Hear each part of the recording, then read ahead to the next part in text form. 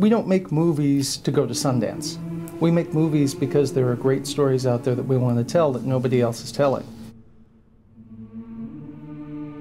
I know I understand, I feel a lot more about the Native American experience having made this movie than I ever did before. We tried to capture, I think, the boarding school experience as a whole, about people who were taken from their families and never saw their families again, ever.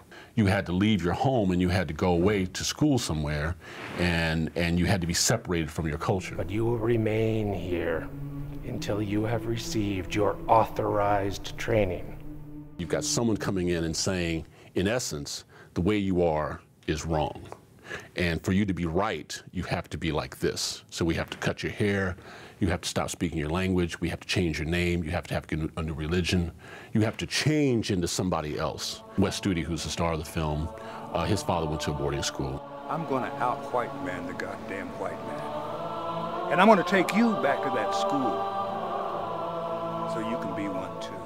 All of these movies we're trying to do, they are these difficult pieces of history.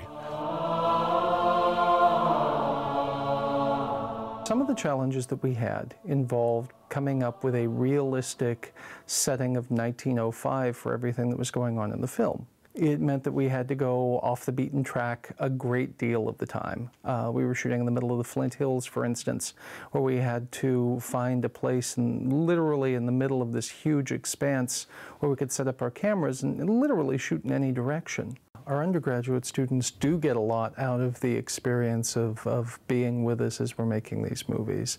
They not only get practical nuts and bolts skills, as well as a look at all of the different trades that are necessary to make a movie, but they really do get the idea that filmmaking is something that you can do in Kansas. All of us living here in Lawrence, Haskell's a huge influence on us, whether we kind of know it or not. That history is right there. That was formerly a boarding school that is now a beautiful university.